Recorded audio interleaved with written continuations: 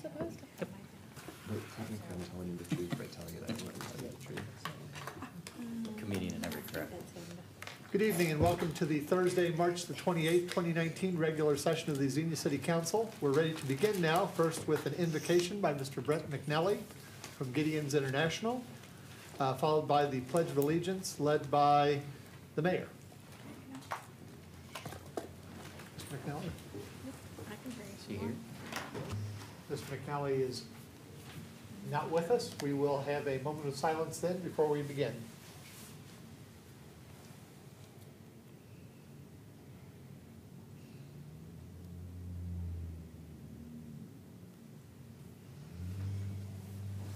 I pledge allegiance to the flag of the United States of America and to the republic for which it stands, one nation, under God, indivisible, with liberty and justice for all.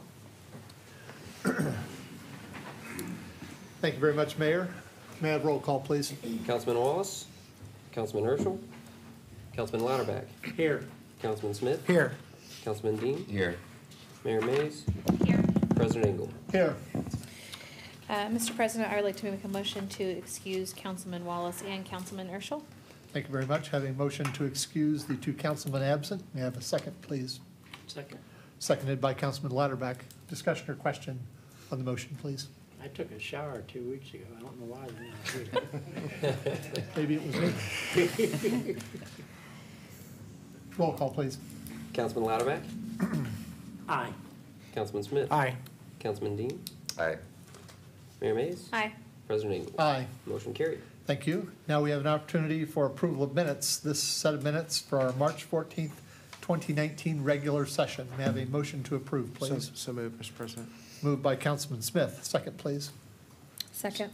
Seconded by the mayor. Any discussion or question on our minutes, please? Seeing none, roll call. Councilman Lauterbach, Aye. Councilman Smith, Aye. Councilman Dean, Aye. Mayor Mays, Aye. President Engel. Aye. Motion carried. Thank you. We now have an opportunity for a special presentation this evening. Green Cats, Mr. Ken Collier, the Executive Director, and Mr. Woody Stowd, the Transit Board Chair. Thank you very much, sir. Thank you. Thank you for the opportunity to come and share about our service. Mr. Lauterbach has invited us to be here as a part of this council meeting, and I want to thank him for inviting us to be here. Mr. Stroud is at the opening day ceremonies for the Reds today, so he's not able to be with us tonight. I just want to give a quick overview of our services and then see if you have any questions that I might be able to answer about the services we provide. I provided you with a packet of information beginning with our beginner's guide, our passenger guide, which goes into more detail about our service, and then our flex route brochures, which I'll explain in just a moment. We primarily have two services that we provide across the county for all the individuals in our county. The first is scheduled rides, and as you would think, these are where you call up ahead of time and schedule a ride to pick you up at your home and take you to the doctor's office or wherever you need to go, and then of course bring you back. Those rides are available throughout all of Greene County and into Montgomery County as well, and they cost $3 for a one-way trip within the county and $6 for trips out of the county and then back. The second type of service that we provide is flex routes, and these are defined routes that circulate and connect the cities of Xenia, Yellow Springs, Fairborn, Beaver Creek, and also we have a line that goes between Xenia and Dayton as well to connect with Dayton and the Dayton RTA and their system in Montgomery County. These are a little different than the traditional fixed route services that you may be familiar with, where you have bus stops all along the way. Instead, we have what's called time points. And so it's the same kind of idea. You know when the bus is going to be there. But most of our time points are where we pull into facilities where people are needing to go. Public facilities where the services are available, as well as retail and so forth. Here in Xenia, for example, we begin at Xenia Town Square. Our routes begin there. We go to Community Action Partnership, we go to Kroger, we go to Walmart, and we're actually pulling into the parking lot, pulling up to the front door. And individuals to ride our buses, instead of standing in a post, simply flag down our buses and say, hey, I want to get on. And they don't have to schedule ahead or anything like that. And then the route continues on. And if the bus gets there too early, it will pause until the time that it's supposed to be there, and then it'll continue to go on. And another thing that's a little unique about those is that it also stops in between time points, anywhere along the route, where the speed limit is 35 miles an hour or less, and the bus can pull out of traffic safely. And so a person can flag a bus down along North Detroit somewhere, for instance, and then again, be able to get onto the bus. Third thing that's a little unique about flex routes is that they have deviations. So we can schedule a deviation of up to half a mile. For an individual that may have difficulty getting to the bus because of a mobility issue or other reasons, we'll actually deviate off the route, go to their home, pick them up, come back to the route, and keep on going. And then we can do the same thing as we come around to drop them off as well. Those do need to be scheduled ahead of time, like the scheduled rides. They can't be done just on the fly. The cost of those rides are $1.50 for each ride, you have free transfers between all the systems. In Xenia, we have two green routes, the east-west and the west-east. And so again, we start at Xenia Town Square. One goes east and one goes west, and one goes counterclockwise and one goes clockwise, and so they pass each other. And depending on which direction you need to go, you can choose that bus to minimize your ride time to get to where you need. On the east, we go all the way out to Central State University. On the west, Walmart, and now the Reach Center on that end of town. To the south, it is the JFS Social Services Complex for Greene County. And then we have a yellow line that starts here as well and goes north to the hospital, goes on to Yellow Springs, over to Fairborn, and makes a connection with a bus that goes all around Fairborn, and then also goes over to Beaver Creek in the mall area, so forth and so on. Free transfers, a person can get all the way around for a $150 ride. The scheduled rides are available from 6 a.m. to 9 p.m., 7 days a week. And the flex routes operate 5:30 in the morning until 7:30 in the evening, Monday through Friday, and then 9:30 to 5:30 on the weekends. In addition to all that service that we do, we also have a collaborative effort with Xenia Adult Recreation Center to do the Medicaid transportation, non-emergency medical transportation for Job and Family Services in Greene County. We also work with the Board of DD and our Medicaid providers in order to provide rides for individuals for their community placement, for individuals with developmental disabilities who are attending work in the community. And then we also have a contract we work with TCN, Behavioral Health, to help individuals get to their appointments as well and their group sessions. So that's, in a nutshell, the services we provide. Any questions? Yeah, first of all, you guys do a great service, but say there's somebody that doesn't have transportation and has a job, say they live in Xenia and has a job in, say, Fairborn. Okay. Would they be eligible for the scheduled route to get back and forth to work? Yes, so they have both options. They could either call us and ask for a scheduled ride, and it's all on availability, based on availability. If we have the availability, we'll put them on a scheduled ride, pick them up at their home, take them to work. Most likely, if they need to go every day, the flex route would be a more likely option for them because it is scheduled every day. They can just hop on and get here. But what we encourage people to do in that case is say, get to Xenia Town Square and then get on to where you're gonna need to go on Fairborn and so forth and so on. And so, but we can also do a combination where we'll pick them up at their home, take them to the flex route, and then go on, but that's more costly. Most people don't want to do that, to be honest with you. So most people, somebody can a lot of times take them down the street to get on the flex route, but not necessarily take them all the way to Fairborn from Xenia to get to where they need to go. Just out of curiosity, how many buses do you have? We have 45 right now, buses. We are cutting down a little bit because Green Inc., who provides day services, has started up their own service, and the service we were providing for that, we're pulling out of because we don't want to provide have duplication of services and so forth. So we're kind of trimming down. So we'll be trimming down to about 30. We run about 20 routes a day on a regular basis, both with flex and scheduled rides together. Thank you. Any other questions? Question, Brett? Thanks for being here, Ken, appreciate it. With the State House talking about the transportation bill, do you anticipate any additional funding, and if so, how might that be used locally? Yes, we're hoping that we will get additional funding. We don't have any numbers or any idea how much it really will be yet. We are the recipient of the ODOT formula monies for public transit. We're considered an urban, even though we're in a county situation, because we're part of the Dayton urban area, along with Dayton RTA and Miami County Transit. So there's a formula that's based on that. I can tell you that last year, the allotment went down about $40,000 because the funds were shrinking. We're hoping that will be replaced plus a little bit more. So that would just help us put more service out. And we use that for operating funds to operate our buses. Any other questions? Please. One last comment. Sure. I did a ride along with Shannon Webster, and I just wanted to comment something that I appreciated that would even partially answer what you were talking about. She does ride coaching. Is that what we would call it? Travel training. Travel yes. training, because I know for myself, I'd never ridden on Green Cats, and so Right. the fact that she told me she would sit with anyone Absolutely. and help them figure out how to get to where they need to be, and that one-on-one experience is just invaluable. She's a wonderful advocate for Green Cats, and Yes. if anyone is in need of help of how to get maybe to their job and what routes to take and when, Ms. Webster will do that training with you one-on-one, and it's just phenomenal. So Yeah, she's our mobility manager, and She we does a have a great job. commitment just beyond Green Cats as well.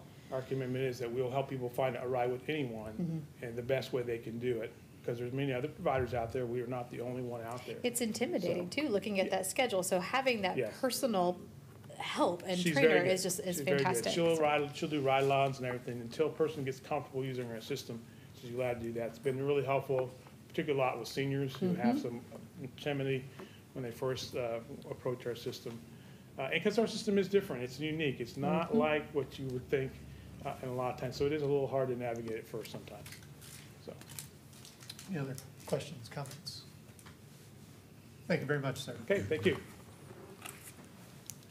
This time we have an opportunity for audience comments. Anyone wishing to address the Xenia City Council, please feel free to do so. Please step to the podium, provide us your name and address.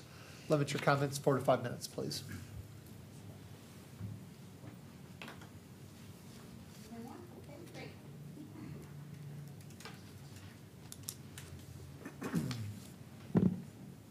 Good evening. My name is Angela Wilson, and this is the first council meeting I've ever attended since I've been here, probably for a little bit over 30-something years. But some of the people I do know here, I'm very familiar with. So, Ma'am, before you begin, sorry? could you provide your address as well for the record, please? okay, my name is Angela Wilson, and address is P.O. Box 0656, 935 Booker Drive, Wilberforce, Ohio, 45384. Thank you, ma'am. So, how many minutes do I have? 4 to 5 minutes, please. Okay, I'm gonna take that long, okay. So, the reason why, first I'm gonna say good evening, and it is a pleasure to be here. I'm here on behalf of a youth organization that we established back in 1999 here in Xenia, Ohio, for a diverse group of special kids that had needs. Maybe there were educational difficulties, lower income, could have been parental support. And we mentor our children through the vehicle of dance and other outside activities. And we do provide tutoring and things like that. The name of the organization is called Diamonds and Pearls, okay? We are strictly a volunteer organization, and everybody that comes and participate in our program is volunteer. No one gets paid, okay? So we've been very successful. We feel we've been very successful being independently and not depending on a lot of people to keep our organization running and things like that. So in the past, the city of Xenia had offered the community funding grant. And I think in the last 3 years, and you can tell me if I'm wrong or not, you know, but I haven't kept up, it has not been offered, or if it has, maybe been offered on special occasions or special needs, I'm not sure. But it has not been offered So I'm here to appeal to the city council that I need that grant back, okay? Because that grant was very helpful for us throughout many, many years, whether it was buying drums for the kids in the summer or doing mentoring programs or buying costumes and things like that they need. And we really do cater to the city of Xenia. I never go outside the city of Xenia to buy anything I have. I try to use local businesses all the time. We do get a lot of support from people. Some of the city council people here support us on private donations and things like that. However, recently we decided to take a step out, and we got our own place a couple years ago with the Community Action Partnership. And so the initial agreement with the partnership was that, oh, this is great. We need an organization like yours in there, and that, we're going to do anything we can to help you. And I said, that's great. I said, that's a great thing. We want more room. We need more room. But we were practicing previously at the Nazarene Center, okay? So their board, CAP board, approved us going in at the recommended amount that we could afford, okay? Because we don't charge our kids, okay? So it was a nice amount, and a gentleman's agreement basically stated that if you need any help, with that, just let us know. Well, we know all things change. So it did. Administration changed, CEO changed. So instead of paying us the amount that we would normally would pay for the whole year we were paying, they decided to double the rent on us, okay? So we took the challenge, and we said, okay, we have no place to go. The city knows, we've been up here. And so we had to make do, okay? And we did, we worked very, very hard, and we're still there. We're making decisions as to now whether we want to stay, because Nazarene Center is very nice, we still have our contract with them. We do use them when we need them. So with all that said and done, Diamonds and Pearls has been so instrumental in our community. We've had kids who have gone on to college. We have doctors, we have lawyers, we have teachers, and they come back, and they're part of our alumni group. So some of those donations do come in, filter in that way. But on behalf of that community funding grant, it is so important. It was so vital. It helped us so much. And I know that the city of Xenia has had other projects on their agenda, and they've done well. You built the YMCA and all that, but it still does not cater to special needs kids. Some of our kids can't get out there. Some of our kids can't afford to be out there. Some of the programs they got are great, and but they don't deal with the other problems that we deal with our kids. Some of our kids are homeschooled. Some of our kids kicked out of school, and we help them. So our program it serves well. It helps everybody. It helps parents. It helps grandparents who are raising kids. They get instructional dance. They get gymnastics. They get tutoring. We have a volunteer counselor on staff. So I'm just here to appeal to you in any way I can to ask you if it's possible that the community funding grant would be brought back so we can utilize it. And we do need it now because we got to pay that rent. But on the other hand, you only have a lot to apply for. I think it's every 2 years. I think that's the way it was written or whatever. And there were special times when the city would give us, special visions to reapply if we needed it, if the money was available, okay? So I don't know how we go through this process or how you go through the process, or do I have to submit a proposal or a document that you need or whatever, but I do think it's desperately needed, Also, a lot of other people besides me use that community funding grant. We had little block parties. Years ago, I used to run the Lexington Park garden, things like that. We use money up there, so it is needed. So, any questions? So that's it. So let me know what I need to do, but I'm here because we need that money. Thank you. City Manager, would you provide some information, please? Surely can. Thank you.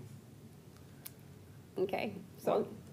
Actually, do we still have the community? Excuse me, I know a portion of what we used to allot, council made the decision to put toward community events, things like the Fireworks Festival and First Fridays and that sort of thing. I can't speak to this year, whether there was anything included. I think we kind of discontinued the Yeah. program. Yeah, there's nothing specifically budgeted this year for community funding. Mr. Merriman's correct that we allocated a portion of that to First Fridays. We increased what we were contributing to the First Fridays events. And then we haven't done, I think it's been a couple of years since we've budgeted the other, I think it was 10,000 we used to budget. Right now, we're spending about 5,000. Yeah, I think for it was First Fridays. 10,000, and we used to spread it out over 3 or 4 organizations. if Depending I on how many remember. applicants. I would suggest a good approach would be to kick this concept over to the Budget and Finance Subcommittee, have them take into consideration, look at options, and go that route. Thank you. But I will say, they do a great service for the community. Thank you. Yeah, okay. Thank you very much, ma'am. Thank you so much. Would anyone else care to come and address the Xenia City Council this evening, please?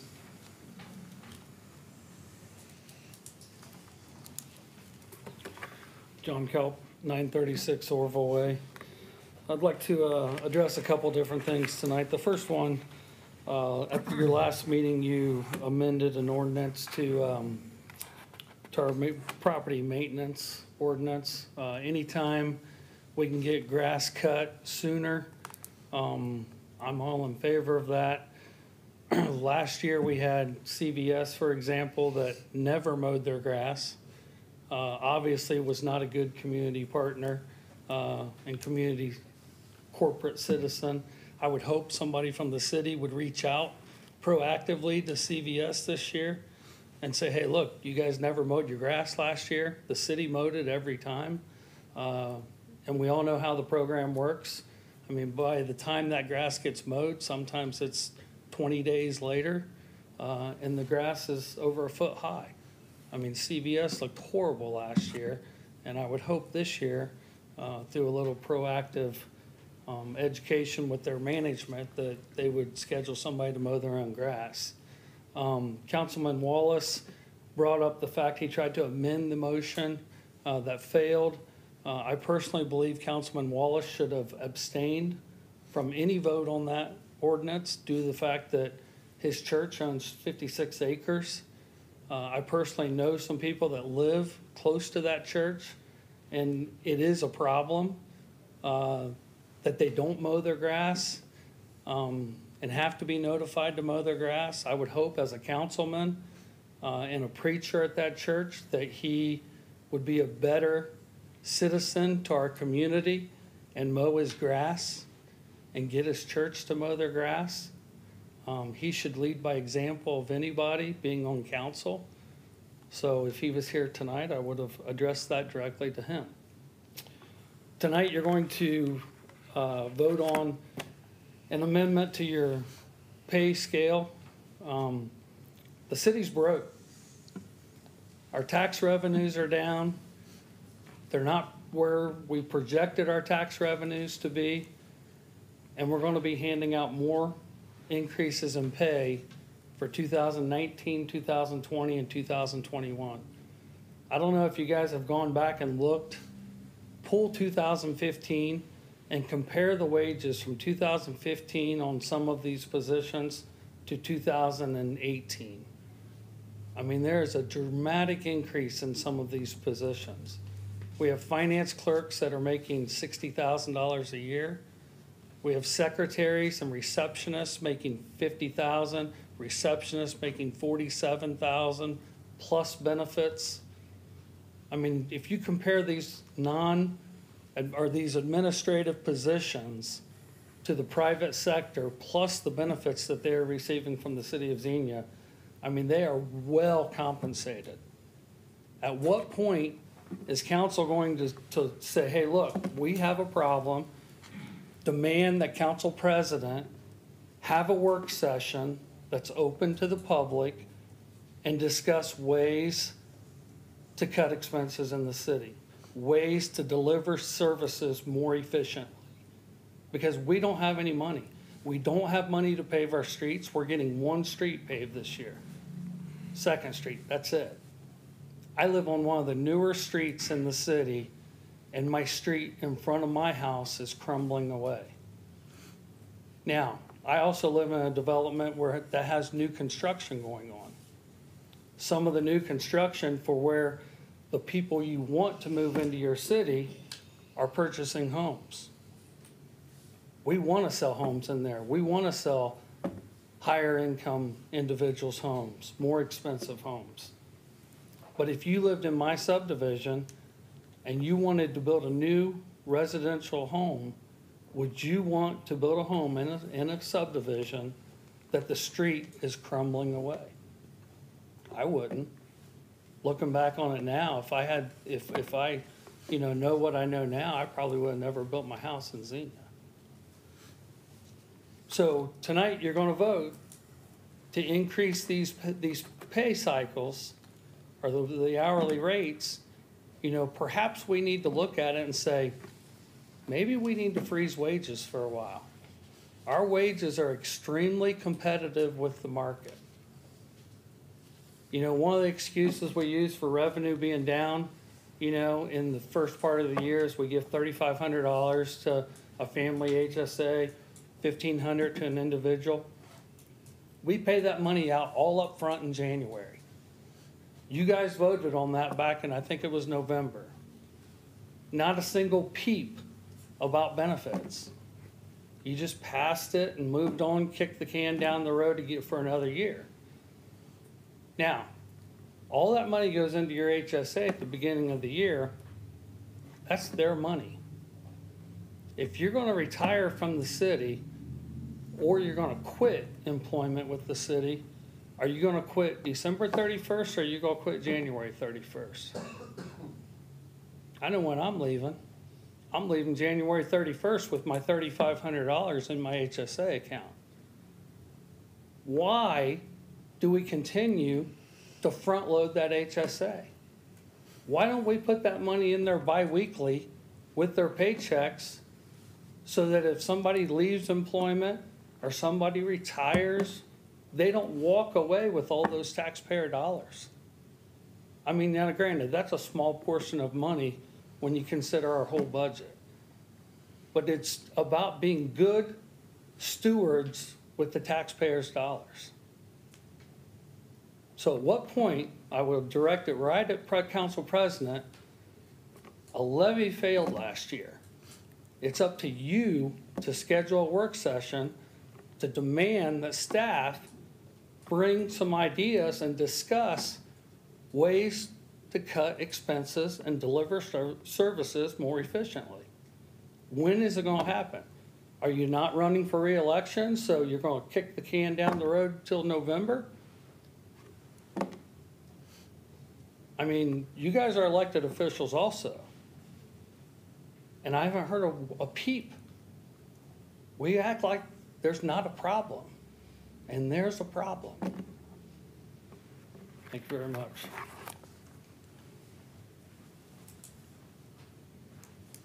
Would anyone else care to come and address the Xenia City Council this evening, please?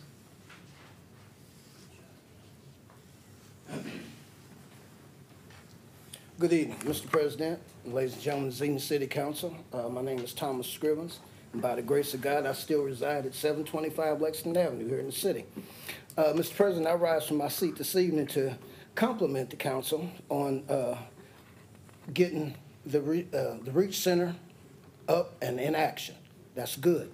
It's a good thing for the city, a good mark. I'd like to compliment Mr. Brodsky, our development director. I see him all over the place, and I see him doing his job.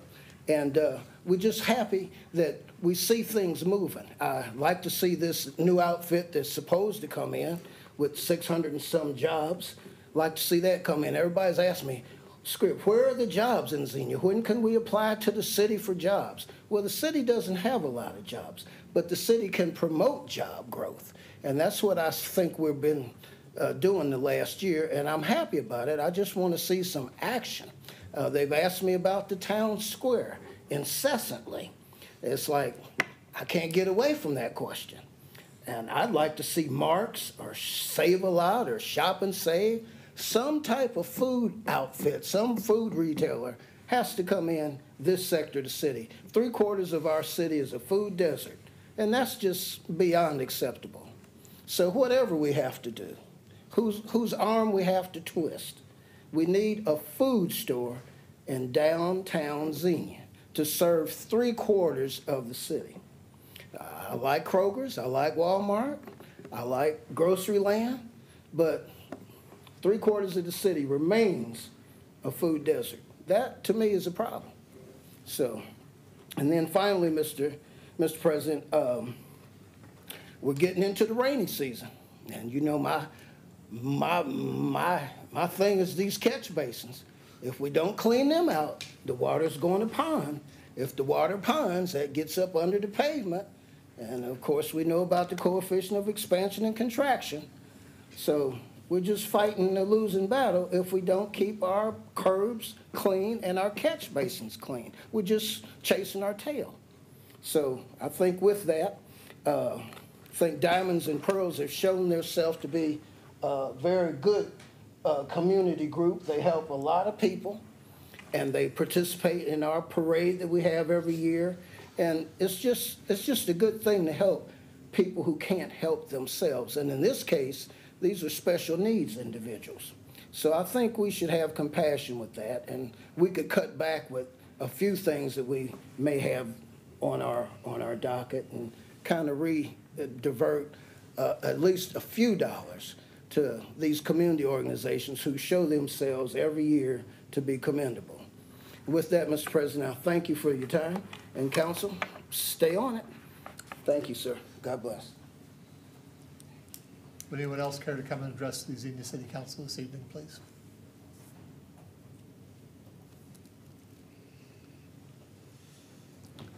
Thank you. We will move on to old business. First item under old business is Resolution 2019-E, a second reading, establishing a streetlight district number 3 within the Sterling Green Crossing subdivision and declaring the necessity of improving city streets and public ways within streetlight district number 3 by the lighting thereof for the years 2020 to 2022, originally introduced by Vice President Wallace. On his behalf, I will move for passage at this time and seek a second, please. Second. Seconded by Councilman Lauterbach. Any discussion or question on this resolution, please?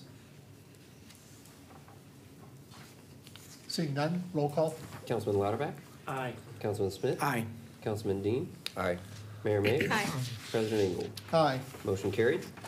Our second item under old business is Resolution 2019-F, also a second reading, authorizing the city manager to use negotiations or informal competition for the sale of the city-owned property at 677 East Cincinnati Avenue and any fixtures thereon, originally introduced by Councilman Lauterbach. So moved for passage. Move for passage. Second, please. Second. Seconded by the mayor. Any discussion or question on this item, please? Seeing none, roll call. Councilman Lauterbach? Aye. Councilman Smith? Aye. Councilman Dean? Aye. Mayor May? Aye. President Engel? Aye. Motion carried. Thank you.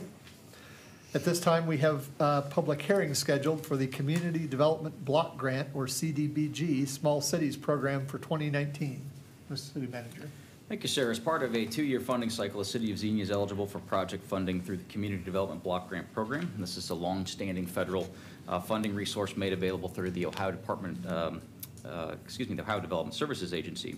As both state and federal agencies are involved, the city is required to meet all applicable standards and requirements as established at both governance levels in order to maintain our eligibility for the program. Among the requirements we must meet include conducting 2 public hearings, one general in nature and one project specific in the interest of soliciting public input. This evening, we recommend council conduct the first of these public hearings. The city does have $150,000 available to it in direct allocation funding for the 2019 funding cycle. Allocation funding can be used for a broad variety of planning, community improvement, and housing-related activities. These activities must be primarily designed to benefit low to moderate income persons, aid in the prevention of slum and blight, or meet an urgent need within the community. Other competitive grant funding opportunities are also available for application, including the Community Housing Improvement Program, for which we have historically partnered with Greene County do intend to pursue so again in the future. The Neighborhood Revitalization Grant, Critical Infrastructure Grant Program, and the Target of Opportunity Funds. For this round of funding, staff has recommended to council that our entire CDBG allocation funding allotment be utilized specifically to rehabilitate or replace concrete and curbing in conjunction with our Second Street rehabilitation program this year. We recommend City Council conduct the public hearing number 1 this evening as required for program eligibility. Thank you very much. With this, I will open the public hearing and ask anyone wishing to speak for the Community Development Block Grant as described to step to the podium, provide us your name and address. Limit your comments 3 to 4 minutes, please.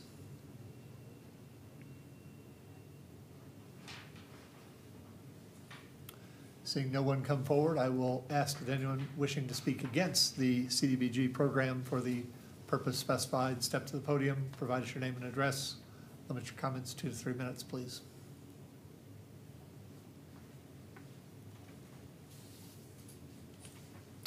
Seeing no one come forward, anyone wishing to speak on the CDBG, but neither for nor against, step to the podium, provide us your name and address. Limit your comments 2 to 3 minutes, please.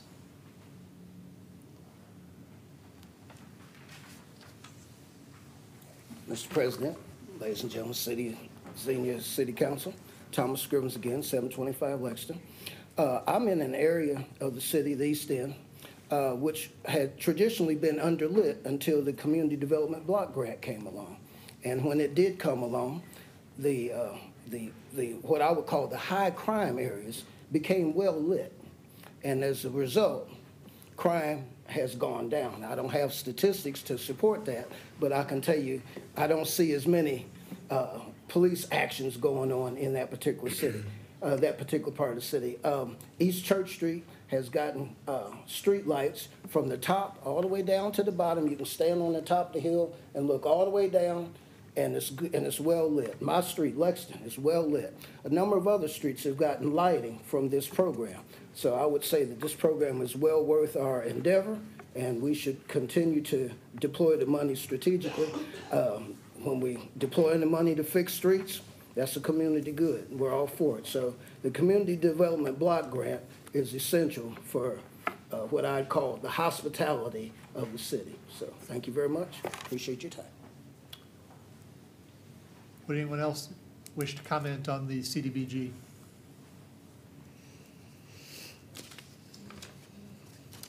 Seeing no one else come forward, I will close the public hearing at this time. And are we seeking not seeking anything at this time? We'll have a second hearing at a later time. So we'll move to new business. First item is Resolution 2019-G, requesting introduction, amending Appendix 2 of the Employees Benefits Manual, non-union wage ranges of the City of Xenia, Ohio for the years 2019, 2020, and 2021. Mr. City Manager. Thank you, sir. This evening, on behalf of the Administrative Steering Committee, which includes the City Manager, the Finance Director, Law Director, and the Clerk of our Municipal Court, we are recommending Council introduce Resolution 2019-G. If authorized, the resolution would adjust the non-union pay ranges as presented in Appendix 2 of the Employee Benefits Manual. As detailed in your agenda report, the Steering Committee met last month and deliberated what would be appropriate regarding non-union pay range adjustments given factors such as the Consumer Price Index, wage increases recently approved by Council among the city's 7 bargaining units, and the city's overall financial position.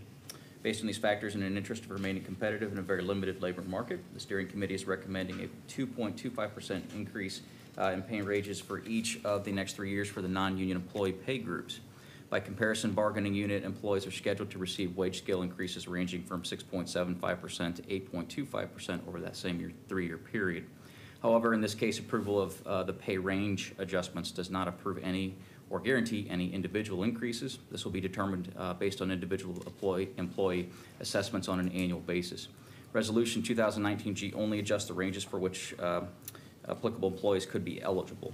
Staff recommends introduction of the resolution this evening. Thank you very much. Would anyone care to introduce, please? I'll introduce. Thank you. Introduced by Councilman Smith.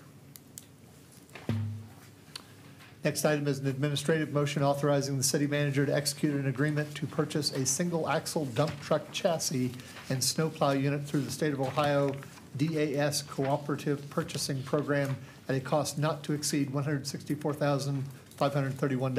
Mr. City Manager. Thank you, sir. As presented, staff is requesting council authorizes to move forward with the purchase of the single-axle dump truck chassis and snowplow unit from Ohio DAS. Cooperative Purchasing Program. Funding for this purchase was included in the 2019 budget, and the item has previously been pushed back on our 5-year CIP. We do feel that replacing the existing unit is necessary at this time, as the unit has extensive amount of corrosion really throughout the entire vehicle. Our fleet maintenance staff reports that the hopper, fuel tank, engine hoses, and exhaust systems are all rusted out on the vehicle. In addition, there is constant leakage originating from the hydraulic tank. The dump truck unit is a water division vehicle and is used primarily for water service-related activities. As such, replacement of this unit will be funded through our water capital program or water capital fund. Because we do try to minimize the fleet we maintain, this vehicle is also seasonally cross-purpose to assist with snow removal at our water facilities as well as city streets. As a result, included with the purchase is replacement of a snow plow package that would be attached to the dump vehicle. The plow package is not just the plow itself, but rather includes the blade, the hydraulic system, the salt delivery system, the entire works for those functions. If authorized, the chassis would purchase from Stoops Freightliner in the amount of $81,902, and the snowplow unit, the package will be purchased from Henderson Products Incorporated in the amount of $82,629. Both purchases to be made through the Ohio DAS Cooperative Purchasing Program in lieu of separate competitive bidding. Thank you very much. May I have a motion, please, to approve the expenditure? So moved. Moved by the mayor. Second, please. Second. Seconded by Councilman Smith. Discussion or question on this motion, please. Councilman? When I first saw this, with the way our budget is, I was definitely thinking about voting no, but after I talked to the city manager, this comes out of the water capital fund. And after looking at this vehicle, it became apparent to me that we needed to replace it. So this and the next, the two items we're voting on besides the hot patch, I was for the hot patch from day one, but a total of $255,000. With our budget the way it is, that's a lot of money. But you know, our budget is, if you look at our budget, it's more difficult than an Oklahoma quarterback. You've got so many options. You get this fund paid out of this fund, this fund. The city manager gets paid out of about 5 different funds. Same with you two guys. I mean, it's just, this doesn't come out of our capital budget, correct? Not general capital, correct. General capital. So this comes out of the water, which we're in pretty decent shape, if I remember right. Yeah. Yeah. So after saying all that, I support it. Thank you. Any other question or comment on the motion, please? Mr. City Manager. Just to reiterate the message I had provided to council previously, you know, we, staff have developed a 5-year CIP that council, of course, approves every year. A lot of our fleet replacement, we sort of set markers, but they're fluid, if you will. It's really dependent on the condition of the vehicle at the particular time. So oftentimes the vehicles will get moved back into later years. This happens to be one that we had previously moved back. I provided some pictures for council of the condition of the vehicle. Our staff, you know, the assistant city manager, the service director, and I will evaluate these requests for, you know, to move forward with these vehicles and scrutinize it before it, you know, even gets to council. So we try to do these things on a basis where, you know, we're not putting vehicles on the road that are not safe, but at the same time, there comes a point where we do need to replace these units. And to Councilman Notterack's point, our utility funds are in pretty healthy disposition, and this will be paid for out of our water fund, as it's a primary frontline vehicle for our water service. So, Thank you. Any other discussion or question, please? Mr. City Manager, I applaud you and your staff for the way these items are handled. I know that you are out looking for all extra dollars that can be found in our budget, either through economizing or delaying purchases. In this case, I would concur with Councilman Louderback, and I appreciate your commentary that we have already delayed execution on this item one time, and clearly the pictures are exemplary of a unit well used but past its end of life. So I imagine I will be joining a majority of my colleagues in supporting it as well. Roll call, please. Councilman Louderback? Aye. Councilman Smith? Aye. Councilman Dean. Aye. Mayor Mays. Aye. President Engel. Aye. Motion carried. Thank you. Next item is another administrative motion authorizing the city manager to execute an agreement to purchase a John Deere backhoe through the State of Ohio DAS Cooperative Purchasing Program at a cost not to exceed $91,492.51, and authorizing the trade-in of a 2010 Case Super M+3 backhoe with the trade-in value to be applied to the purchase of the John Deere backhoe. Mr. City Manager. As I introduce this, it's probably good for the public to understand, if you look at our last meeting and tonight's meeting, we do have a lot of these items coming through from public service that are awarded bids and purchases.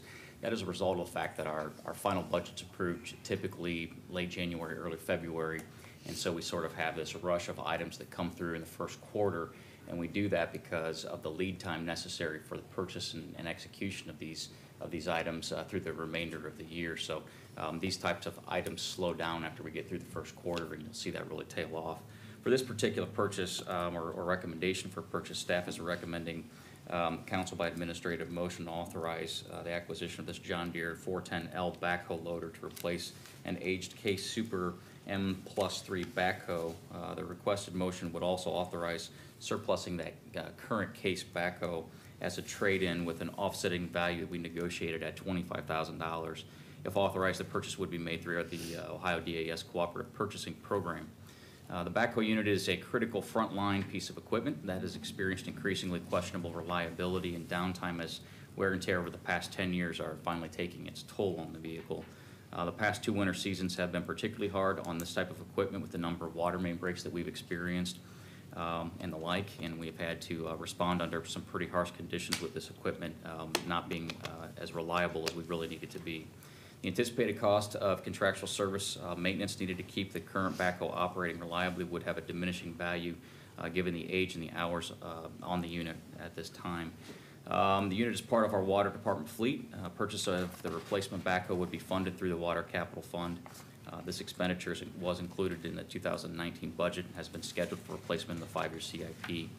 We've purchased, we will push this replacement back a little bit as well and feel that we really are at a point right now that we need to move forward, in part because we can maximize the trade-in value of this existing unit to offset the purchase price. So staff does recommend approval of the admin motion to move forward with the scheduled replacement through the DAS program. This would be from Murphy Tractor and Equipment at a not-to-exceed cost of $91,492.51. Upon such terms and conditions as approved by the law director, this would additionally authorize the trade-in of the current 2010 Case backhoe to Murphy Tractor and Equipment with the trade-in value being applied toward that purchase. Thank you very much. May I have a motion, please, to approve? So moved. Moved by Councilman Latterback. Second, please. Second. Seconded by Councilman Smith. Discussion or question on this motion, please, Councilman. Yeah, again, this comes out of the water fund. That's correct. If I remember right, this was put on hold 6 months to a year ago. A year ago. At least. Mm-hmm. Yeah, because, that was taken off the agenda Correct. because of our budget. Correct. Yeah. Truth be told, our front end loader is also another frontline piece of equipment, and public service, the engineer shaking his head back there, I told them to put that off for another year. It really needs to be replaced. We're gonna try to get another year out of it. So again, we're trying to stage these purchases, these replacements in a way that's responsible, but this equipment is needed for the core functionality of what we provide in terms of our water and sewer utilities. Thank you. Any other discussion or question, please? Seeing none, roll call. Councilman Latterback. Aye. Councilman Smith. Aye. Councilman Dean. Aye. Mayor Mays. Aye. President Engel. Aye. Motion carried. Thank you. Next item is also administrative motion authorizing the city manager to execute an agreement for the purchase of a Falcon hot box with trailer through the State of Ohio DAS Cooperative Purchasing Program at a cost not to exceed $39,245. Mr. City Manager. Thank you, sir. We are recommending a council authorize an agreement for the purchase of equipment to replace our aged Durapatcher machine. The Durapatcher was acquired in 2004. It is the unit we utilize for pothole filling, which clearly gets a lot of use. The Durapatcher uses a gravel emulsion that is basically, at best, moderately effective on a short-term basis, but tends to become ineffective at ambient temperatures that are below 35 degrees. Obviously, we are responding to potholes during seasons where we fall below that, making this a relevant point. The Durapatcher is older technology, and as we have approached the point of needed replacement of this equipment, we've evaluated options for alternatives that would be more cost-effective and perhaps expand the seasonal usability and the practical effectiveness of this type of equipment. In conducting its research, our Public Service Department has come to a consensus that a different approach with some different equipment would be an opportunity to present a better value and a better end product. This evening, staff's recommending the purchase of a Falcon hotbox with trailer to replace the Durapatcher. Included in our 2019 budget was a line item for $60,000 for the Durapatcher replacement. The price point of the hotbox comes in at over 30% cheaper than the purchase of a replacement Durapatcher unit.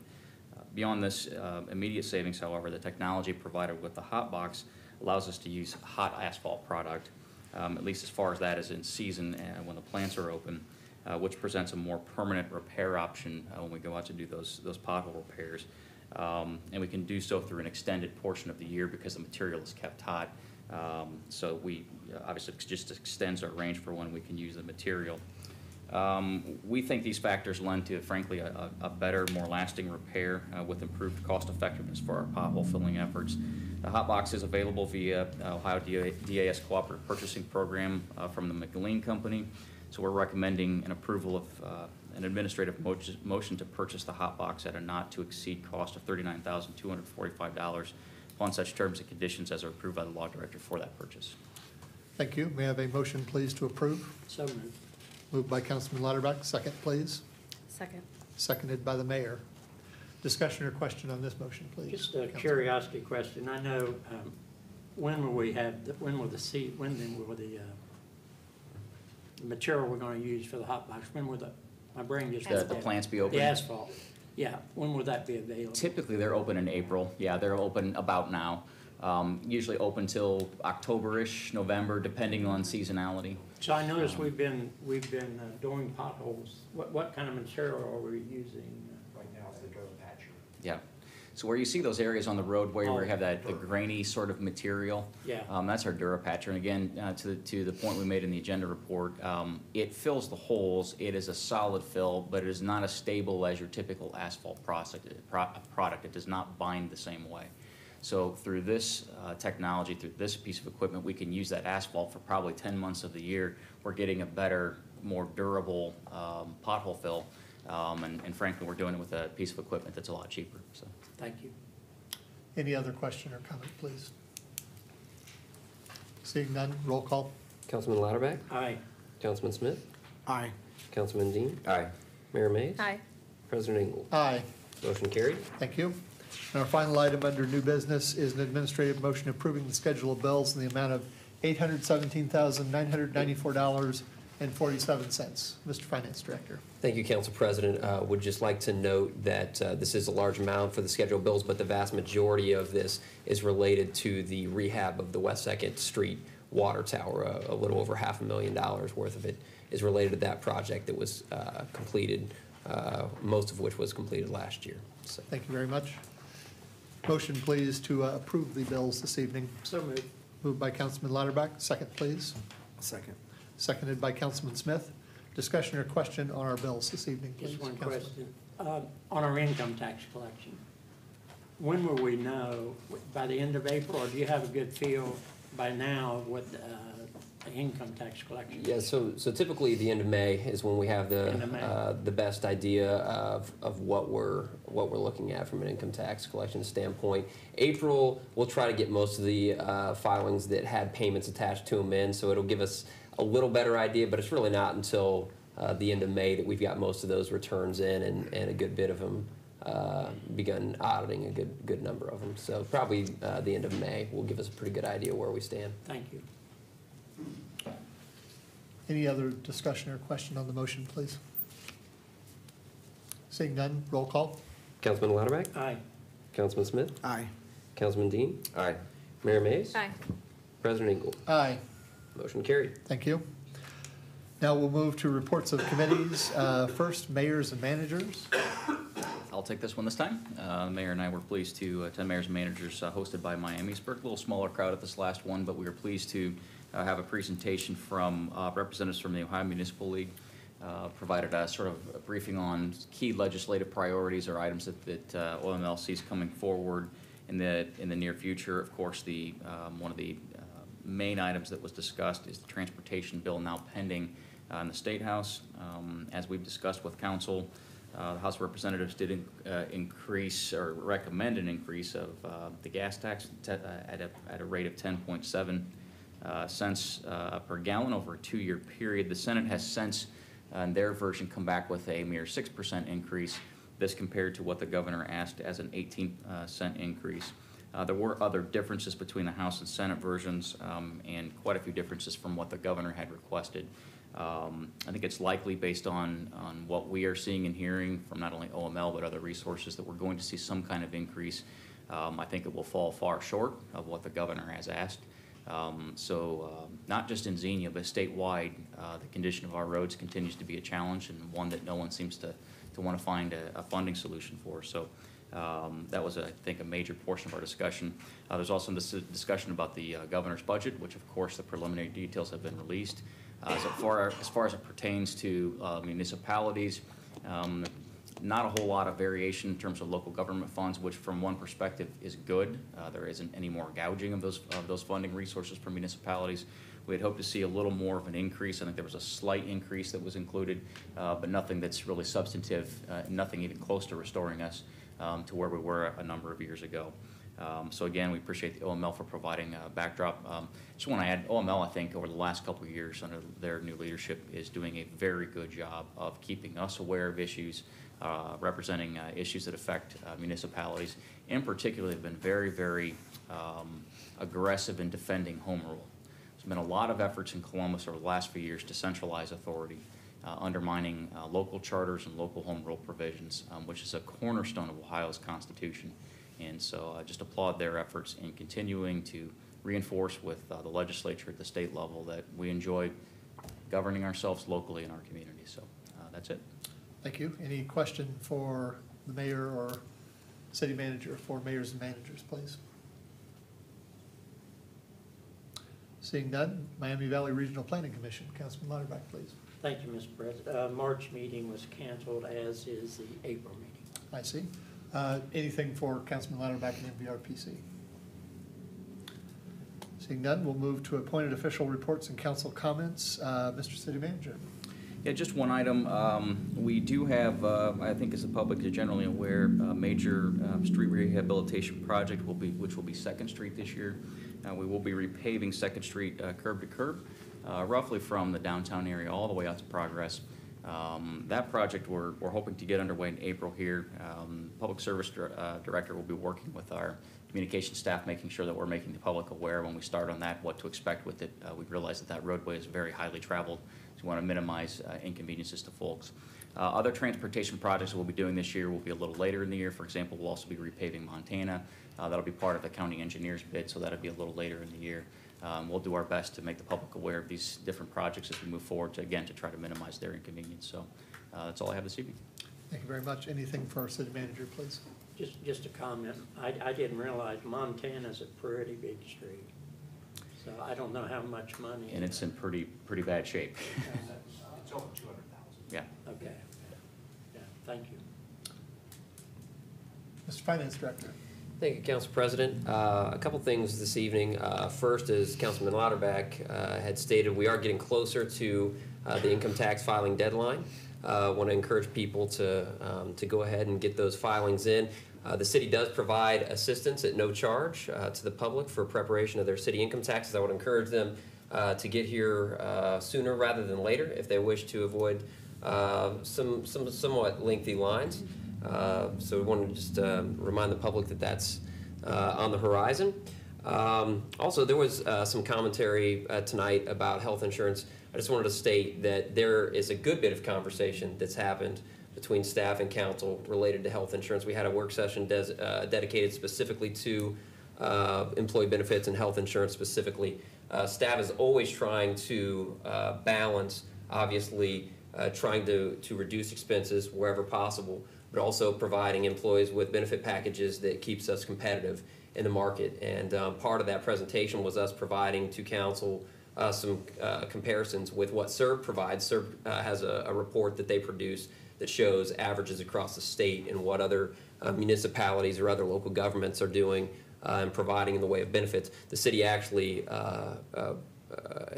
is spending far less on average per employee than what many other municipalities, counties, townships across the state are spending. So we're actually doing a good job of reducing costs and spending less than the state average for health insurance benefits. I'd also point out that in that study, one of the things they look at is the contribution that employees make as a percentage of that health care.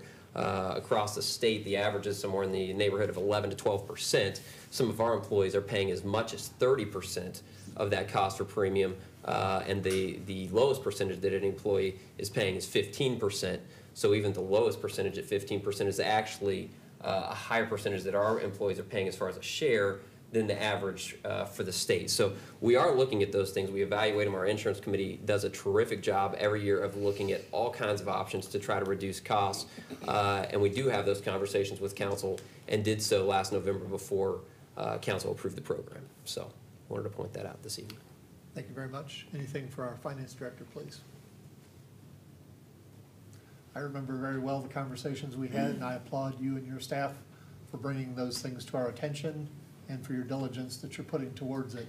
The numbers don't lie, as the saying goes, and we are very blessed to have the staff that we have here, both for our public services as well as our safety services.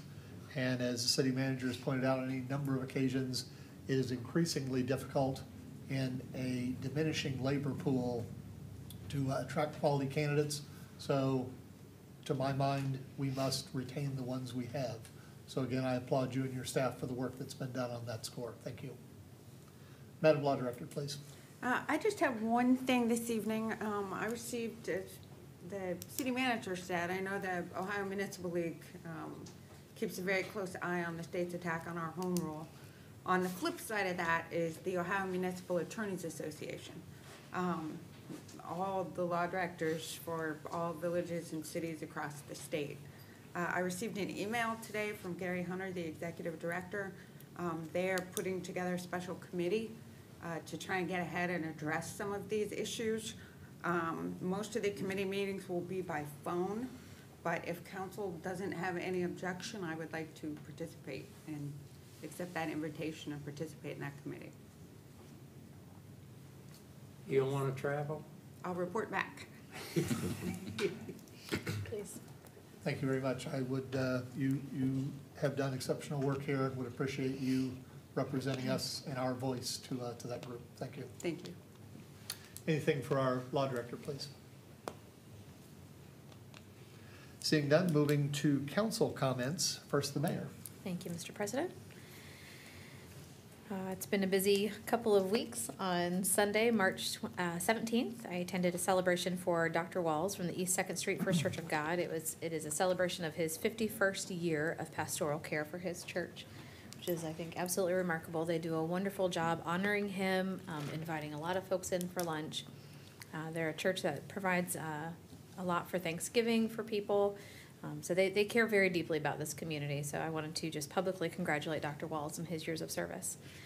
The next day, March 18th, Dr. Franklin from CSU invited me out to his speech class, and always a good time with some freshmen, a few seniors still getting in their speech class.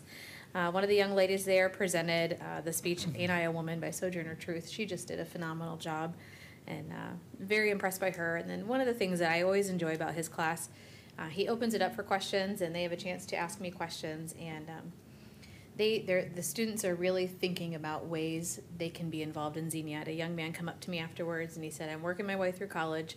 I'm working at Burger King. I see a lot of people who have either they're homeless or have some needs. They hang out. What can I do? What can we as students do to help?" And we talked a little bit about Bridges of Hope, and he said, I said, there's things that need to be done with fundraising, and he said, well, we as students could do that. And I just wanted to say how amazing that was to see him take ownership of that as just somebody who's working his way through college, sees the need, and asked, how can I help? March 20th, Wednesday, March 20th, I participated in the 155th birthday celebration of Colonel Charles Young. Dr. Joy Kennard out at the National Monument there, she puts on an incredible presentation, does several awards for some really key people throughout the country who help keep his story alive, and it was a lot of fun to be out there. On a side note, that evening I had to leave rather quickly because I was headed to a party to celebrate my grandfather's 94th birthday. So a special shout out to my grandpa, who is an amazing man and a very independent man at 94. Friday, March 23rd, wanted to thank Mr. Shane Barker from Walmart. He came here to the city building and just wanted to talk about how Walmart can be a good neighbor. How can they help the city? How can they volunteer? What types of things can they get their employees involved with? So that was a very positive meeting, and I was very impressed with the passion that he has. He's been in a lot of places. He's had a lot of jobs, and we're seeing a lot of Walmarts, but this is where he wanted to finish. And so he stepped back and just took on this one store, and he's just doing a great job there. That same day, I also attended the swearing in of several of our policemen, their promotions, Captain Johnson and Sergeant, is it Faubert? Faubert, sorry. I knew I'd get that wrong. But congratulations to both of them, and it was a very good ceremony, and thank Sheriff Gene Fisher for being there. And then Tuesday, March 26th, I attended the presentation at the Russ Research Center. I wanted to especially thank some of our city staff and council for coming to that presentation. It was Commissioner Kugler specifically wanted to put this on for a lot of the local officials throughout Greene County, and I appreciated that Xenia had a strong representation. Mike Dice and Scott Miller, they presented about a lot of the partnerships happening out there. I'll be honest, some of the companies out there, they talked about things that I couldn't repeat to you even if I wanted to, because it was technical terms that were quite amazing. So it's exciting to see what's going on out there and the ways that they're developing in our backyard, and some possible ways we could partner with them in the future. So it's been a good couple of weeks. Thank you. Thank you very much. Councilman Lauterbach, please. Thank you. Just one item. I'd like to congratulate Samari Curtis, was named Mr. Ohio Basketball, and I hope I don't miss it. I think that's a first for the city of Xenia. Yeah, we asked the same question. As far as we know, it's the first. Yeah, and I know we've had some Xenia basketball players and football players go on to play professional sports, but never anybody's been named Mr. Ohio Basketball. So that's a great accomplishment. And I think a couple years ago, a kid from Luke Kennard from Franklin, who's playing professional basketball today, was Mr. Ohio Basketball. So shout out to this young man. Thank you. Councilman Smith. Thank you, Mr. President. As everybody knows, the weather's a lot nicer. I'm glad spring's here. Some items that are coming up. Greene County Parks and Trails does an excellent job with their bike program and utilizing the bike trails that we have here in Greene County and Xenia. One thing that they offer are night rides on Saturday nights. They start at various places. Most of them originate here in Xenia. Xenia Station, possibly going from Xenia Station to Jamestown, Xenia Station to Cedarville, Xenia Station to Beaver Creek, and Spring Valley. And they're not every Saturday, but they're every other Saturday.